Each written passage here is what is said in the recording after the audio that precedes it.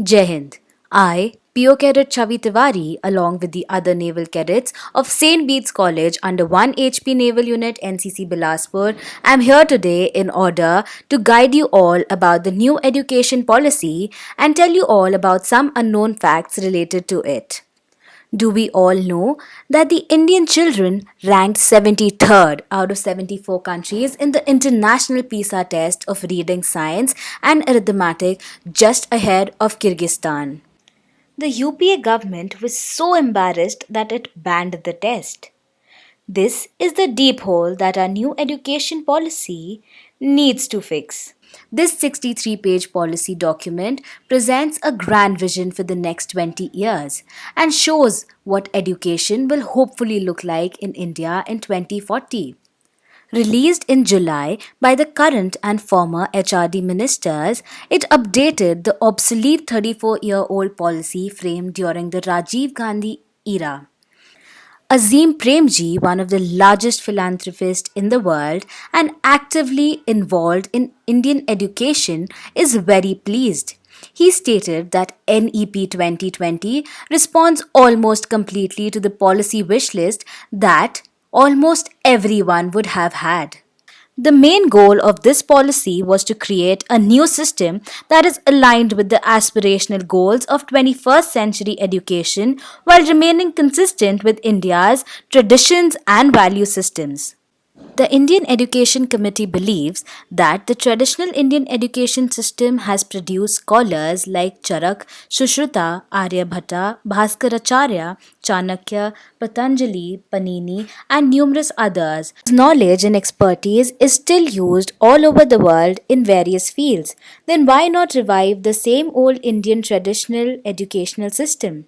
The committee also believes that Indian literature and traditions contain deep knowledge in the variety of disciplines including mathematics, philosophy, art, logic, grammar, law, chemistry, metallurgy, medicine, etc. Jai Hind.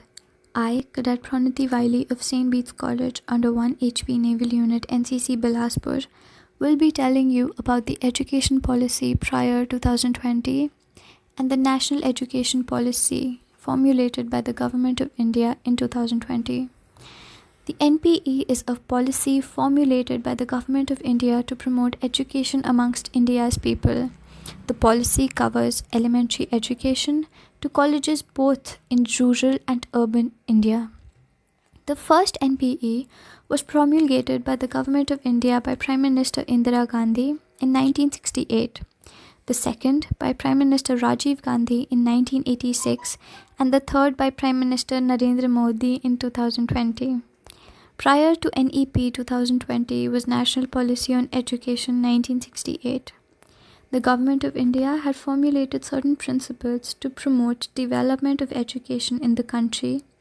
The principles being free and compulsory education, education of teachers, language development, education opportunities for all, and uniform education structure. In terms of early childhood care and education, NEP suggests early childhood care and education of a child starting from the age of 3 years, which is aimed at promoting better overall development and well-being of a child starting from a very young age. This issue was not covered in the previous education system. Jai Hind.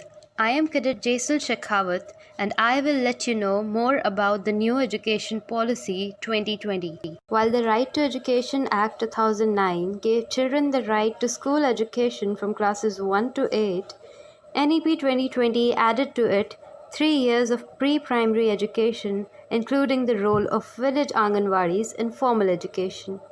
Numerous studies for decades have shown the importance of learning and exposure in the ages of 0 to 6 and its impact on the child's future.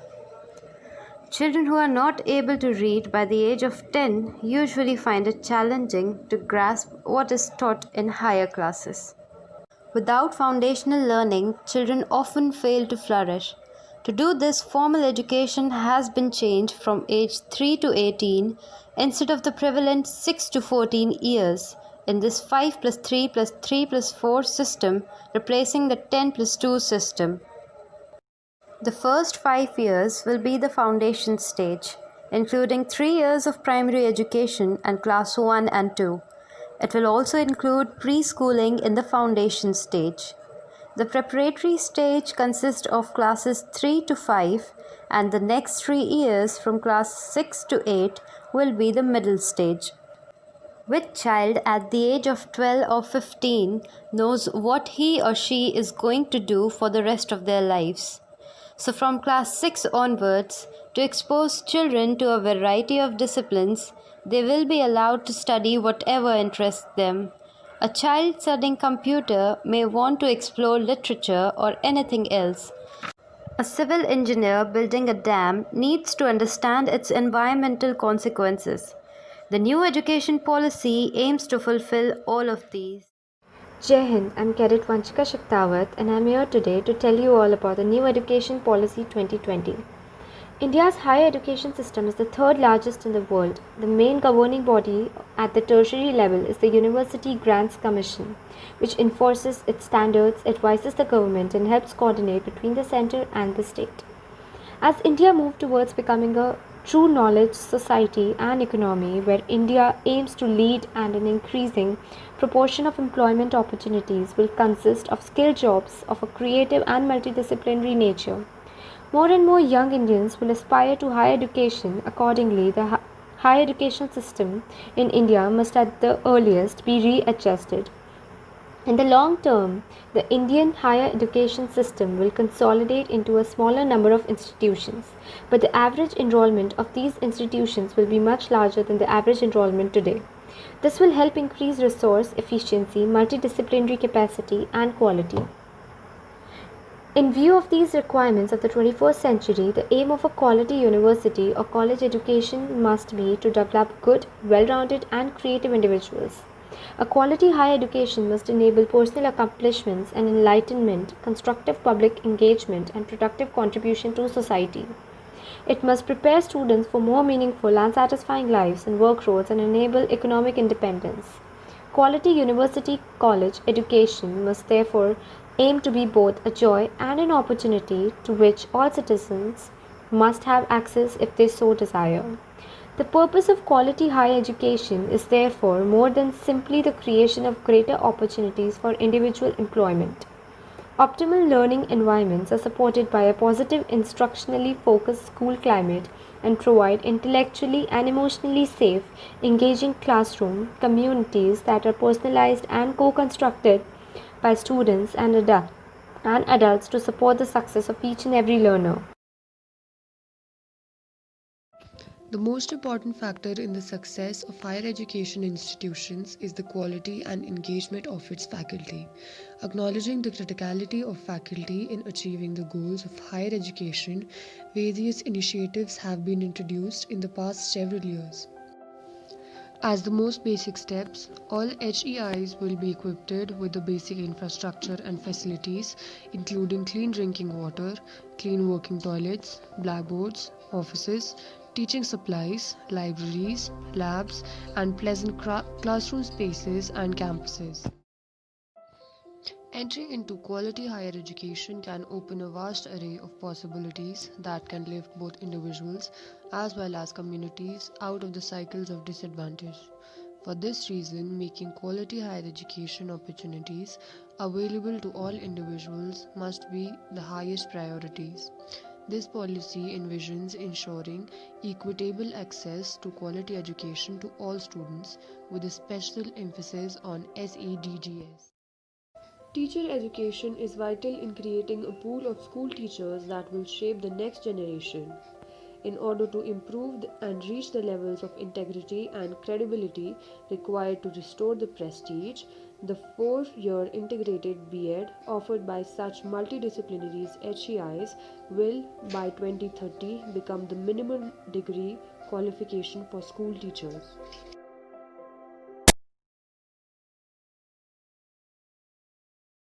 Jai Hind, I Cadet Darshna Bhati of 1 HP Naval Unit NCC Bilaspur.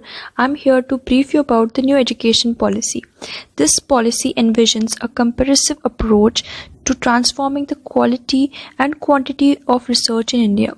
This includes definitive shifts in school education to a more play and discovery based style of learning with emphasis on scientific method and critical thinking. This includes career counseling in school, promoting research in universities, and the governance and regulatory changes that encourage an environment of research and innovation. Let's move on to the next subtopic of new education policy. Regulating the higher education system is imperative. The previous structure of having multiple regulatory bodies such as UGC, AICTE, NAAC, and various councils will be believed to raise standardization concerns.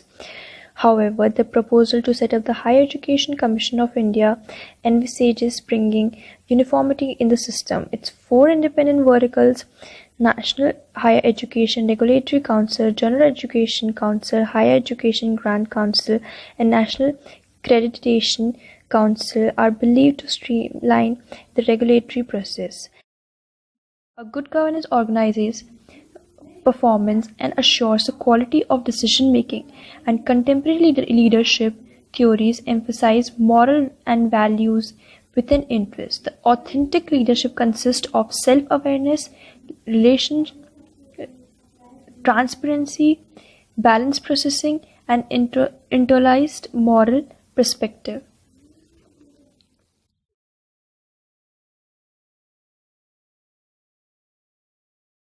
Jai Hind, I am Cadet Arundhati Chandel, and I will be talking about the promotion of Indian languages, art and culture under the NEP 2020.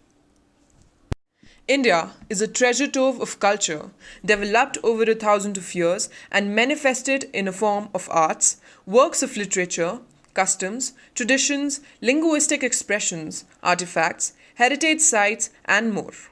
The promotion of Indian arts and culture is not only important for nation but also for an individual.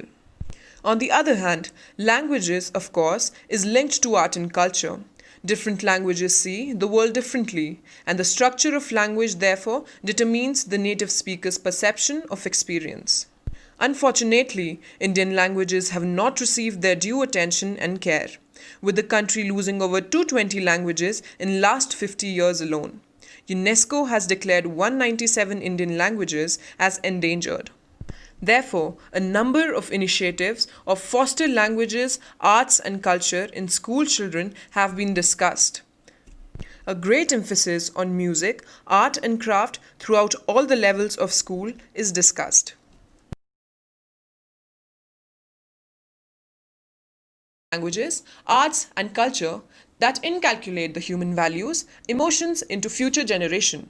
The NEP promises promoting multilingualism, mother tongue as a medium of instruction, training teachers to facilitate the learning of arts, language and culture, providing quality textbooks and written material in mother tongue, infusing a sense of ownership in one's culture and linguistic heritage, including intelligent quotient, emotional quotient and spiritual quotient in educational curriculum. Therefore, by using the power of language and arts, let's strengthen the understanding of Indian culture and values. Jai Hind, I'm Cadet Ankita Jamwal of St. Bede's College under 1 HP Naval Unit Bilaspur, and I'm here to brief you about the financial policies and implementation of NEP 2020. As we all know, an investment in knowledge pays the best interest. The main aim of financing policy is providing students with affordable and quality education. Also providing learning resources, educate number of teachers, nutritional support, and education for underprivileged children. 100 to 200 of world's top institutions will be permitted to set up branches in India, providing students with international education at fraction of cost. And deserving students will also be provided with the financial support by the government. Do you know that India is home to world's most valued education technology startup? Implementation of NEP 2020. Any policy's effectiveness depends on its implementation. Such implementation will require multiple initiative and actions which will have to be taken by multiple bodies in a synchronized and systematic manner. And the biggest question arises, that is, when will NEP 2020 be implemented? Well, the policy aims to transform India's education system by 2030. Let's welcome NEP 2020 with open hands. Because rethinking our education is an important task, we better get our act together as the world is moving fast. No child left behind should be our calling line to claim our future and remain unsurpassed.